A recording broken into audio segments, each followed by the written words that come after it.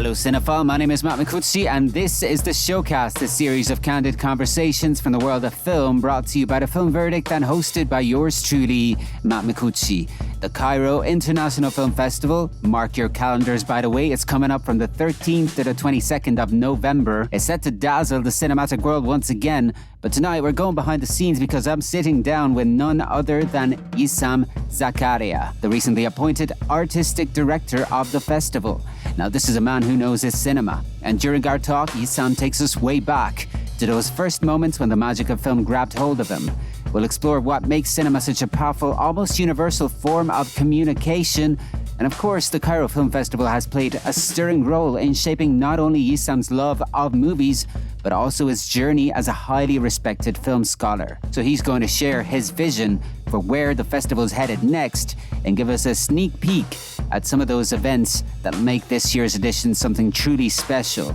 And we couldn't have this chat without diving into the current state of Egyptian cinema, could we? So we're going there, looking at the challenges, the triumphs, and what the future holds for film culture both in Egypt and beyond. So fire up an Audio Teeny and listen to the audio waves as they fly through the air. This is the Showcast. Hello, Essam. Welcome to the Showcast. Thank you. Oh man, I'm excited to talk with you, talking about, the upcoming edition of the Cairo International Film Festival. But this is the first time we talk. So one of the ways that I like to break the ice with my guests on this podcast series is by asking a very simple question. And I'd love to ask you the very same thing. What is your first memory of cinema? Oh, that was decades ago. Well, my first memory is a Western film. I just remember glimpses of the scenes of the film, shooting and the mountains and things like that.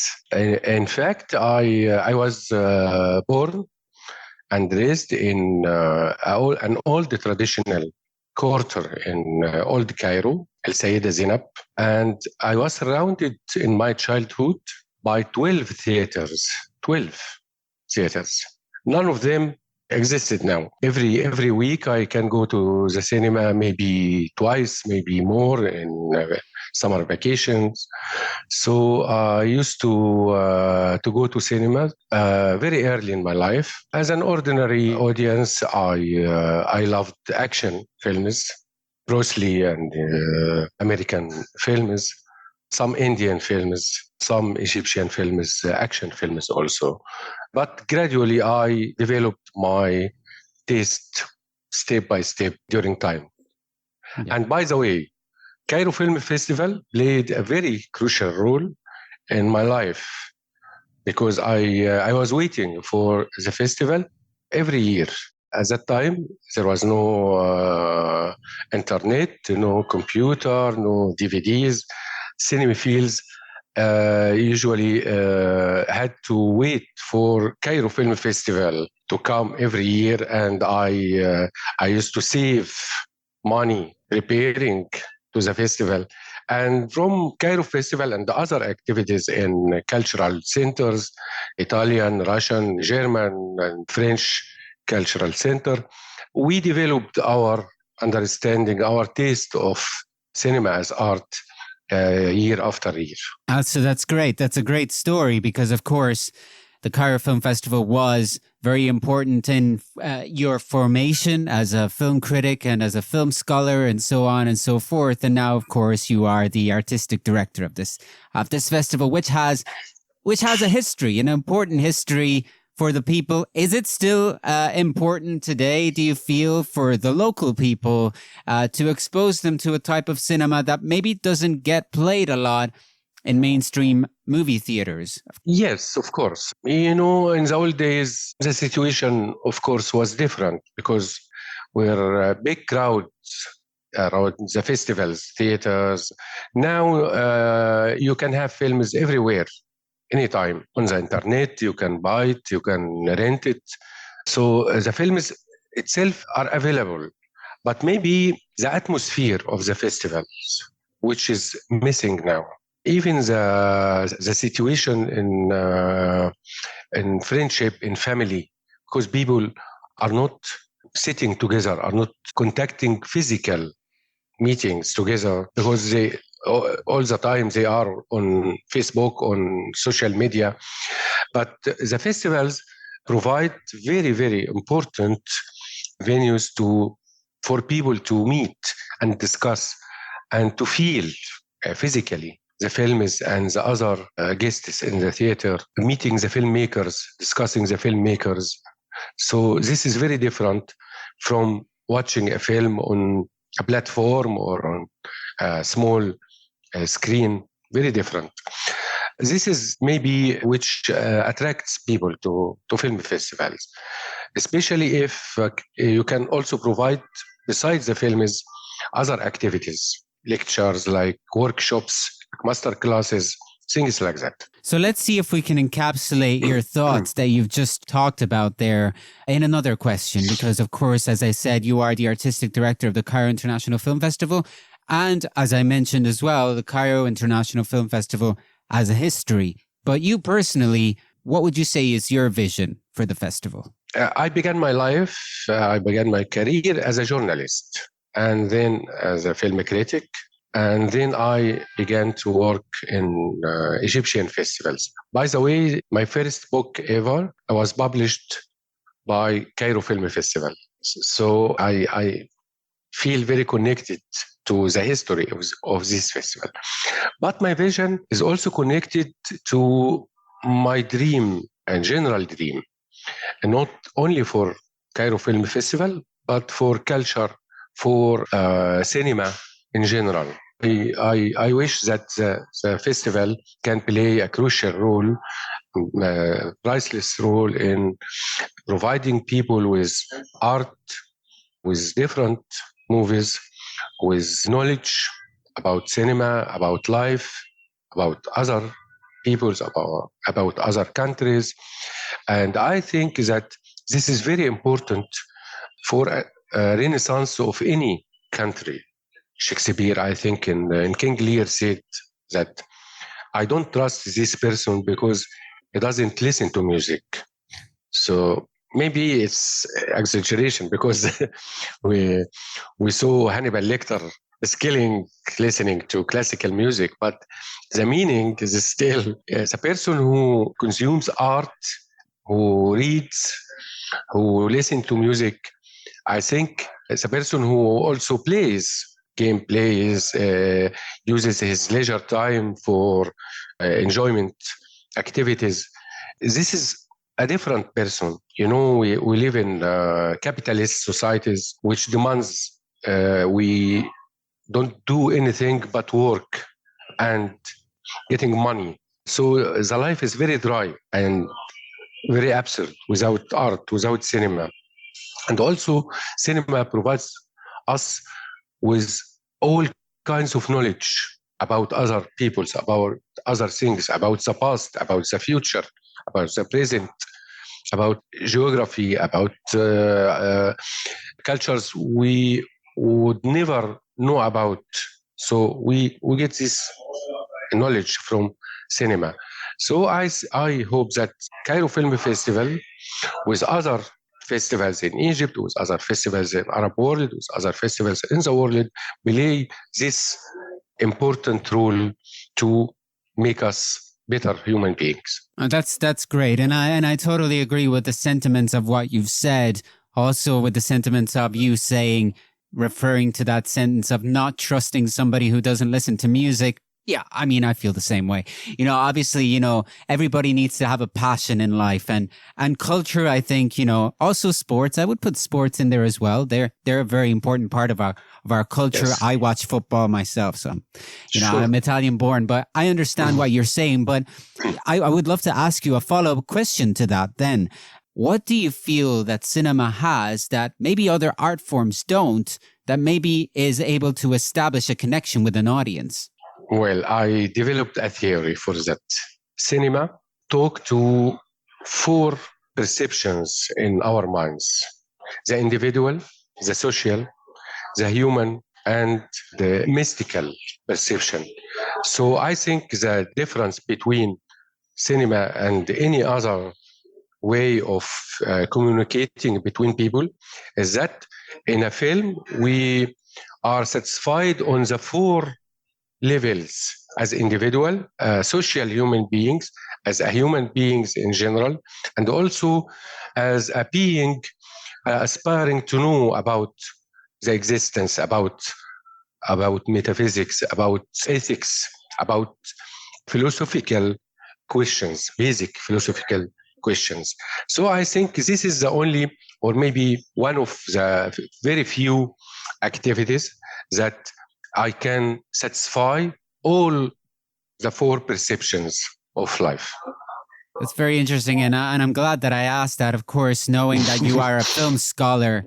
I can never help myself when I speak with somebody who has studied profoundly the history and the theory, the theoretical side of movies, to ask these theoretical questions. So thank you for answering that. But let's get to, this point where we are now, talking about the upcoming edition of the Cairo Film Festival. Now, I would love for you to tell us what's in store as far as the program is concerned. And I would love to just simply ask that to you, and leaving the floor open. You can answer with as many details or as few details as you'd like. Just what is in store as far as this year's edition of the Cairo Film Festival is concerned? Yeah, as usual, the festival is this is the 45th edition. So we have the main sections of the festival, the main competition, film critics week, short films competition. Besides that, we have Arab Horizons for Arab films, and also we extended the program this year. We added new awards, African Award for Best African Films, Netback Award for Asian Films, Documentary Awards for Documentary Films.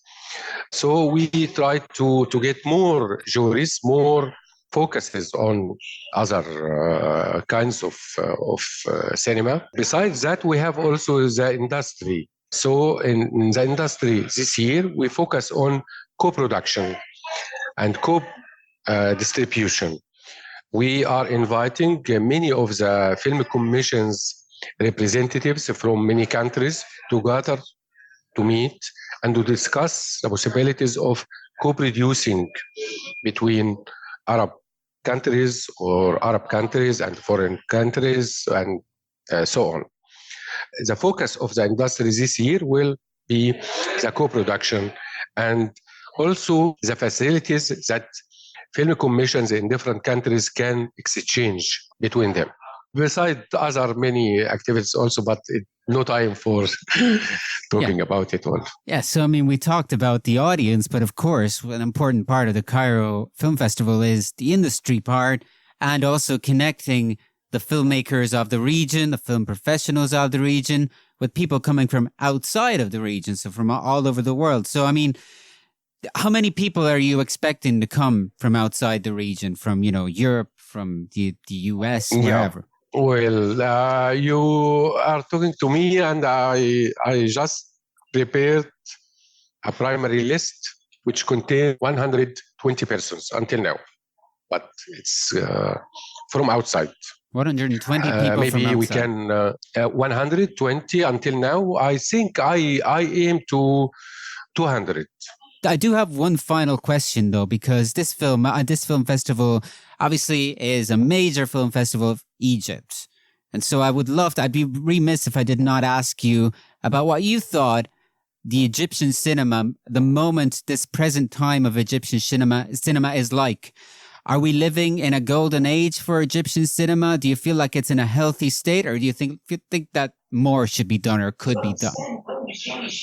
No, I don't think that we live in a healthy state of Egyptian cinema, and maybe the problem is universal. We don't know, we cannot imagine the future of cinema, because when we think of the next 10 years, it will be difficult to predict what will happen to cinema itself, what will happen to the ritual, all the ritual of going to theaters, because I think now all cinema industries have this problem because people more and more are used to small screens. For Egyptian cinema, it has problems besides the general problems. Economically, it's difficult because now the average film costs very much. Sometimes it's too expensive for even the producers, so they have to go outside to get money for their films. But this means that they will make films for other audience, maybe Arab audience, maybe European audience. This is good or positive in part of it, but on the other side, it leaves the scene divided between very commercial films and artistic films which are not popular for the audience, which depends on outside screening in festivals or in European distribution or Arab distribution in Saudi Arabia or other countries. So some people are making films for the outside and the other who are still making films in Egypt for the local audience, they make very commercial films. This is the problem or the main problem we have now. And do you feel like, let's say over the past 10 years or so, there's any particularly interesting or exceptional talent to have emerged from Egypt?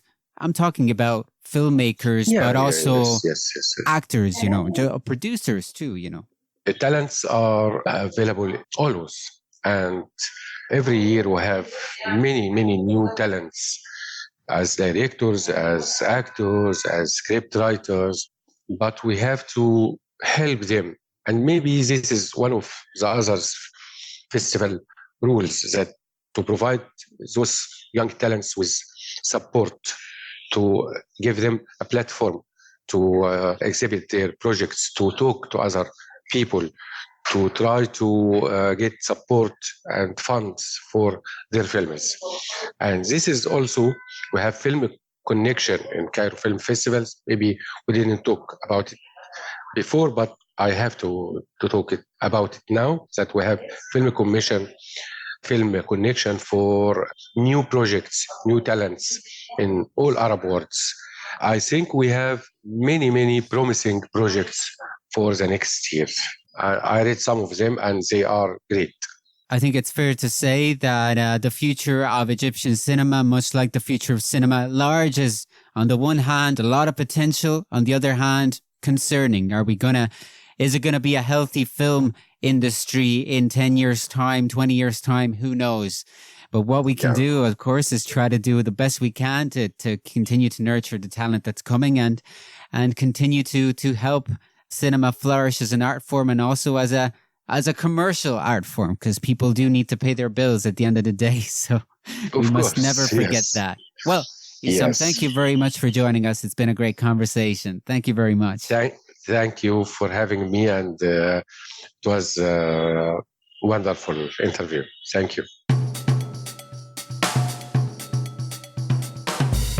Once again, the Cairo International Film Festival is set to run from the 13th of November to the 22nd of November, and more details about its program will be announced over the coming weeks. I hope you enjoyed this latest episode of the Showcast, and don't forget to check out more of our candid conversations from the world of film by heading over to filmverdictnetwork.com or by searching TFV Network on your favorite podcast platform. Till the next time, this is Matt Micucci signing off. See you soon.